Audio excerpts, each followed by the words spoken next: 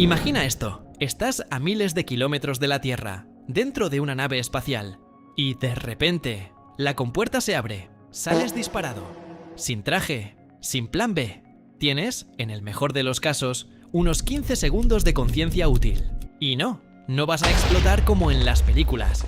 Ojalá fuera tan limpio y espectacular. La realidad es más lenta y mucho más jodida. Primera regla de supervivencia. Aunque suene como broma, no aguantes la respiración. Tu instinto te dirá, cierra la boca, ignóralo. El aire que tienes en los pulmones, sin presión externa que lo contenga, se expande como un globo al que le metes demasiado aire. Si no lo sueltas, tus pulmones se rompen desde dentro. Así que exhala, suelta todo.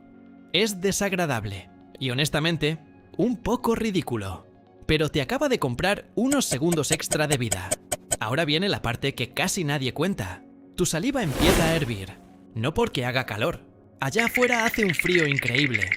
Hierve porque no hay presión atmosférica empujando hacia abajo. El agua hierve a la temperatura de tu propio cuerpo. Sientes burbujas en la lengua, en los ojos, en la boca. Es exactamente lo último que reportaron sentir los pocos humanos que han vivido esto, antes de apagarse. Y aquí es donde la gente suele imaginarse explotando como un globo de fiesta. No, tu piel es más resistente y elástica de lo que crees. ¿Te hinchas? Sí. El agua de tus tejidos se convierte en vapor y burbujea debajo de la piel. Terminas con aspecto de Michelin, casi el doble de tamaño. Pero sigues teniendo el mismo número de brazos y piernas, lo cual es una victoria para ti. 15 segundos. Ese es el tiempo que tienes antes de desmayarte. Después, el cerebro se queda sin oxígeno y te vas apagando. No de dolor, de hipoxia, que es la falta de oxígeno en los tejidos del cuerpo. Esto no es teoría. En 1966, un técnico de la NASA llamado Jim LeBlanc estaba probando un traje espacial en una cámara de vacío cuando la manguera de presión se desconectó.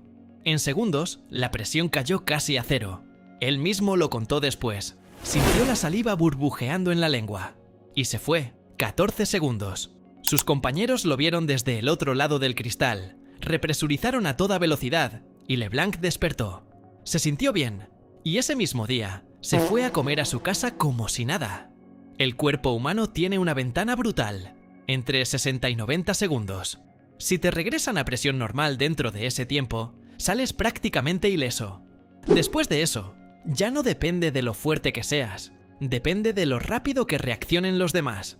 Y por eso, la historia de 1971 es tan triste. La tripulación del Soyuz 11 sufrió una despresurización de cabina minutos antes de aterrizar. No llevaban trajes. En esa época no era obligatorio. Estuvieron expuestos más tiempo del que el cuerpo puede aguantar. Las autopsias mostraron hemorragias en cerebro, pulmones y oído interno. Burbujas de gas en la sangre. 3 personas. Exactamente la misma física que vivió Jim LeBlanc. La única diferencia fue el tiempo. 14 segundos te devuelven a la mesa. 90 segundos de más. Y no hay vuelta atrás. Así que la próxima vez que veas una película donde alguien explota en el espacio como un globo, ya sabes, la realidad es más lenta, más silenciosa y mucho más jodida.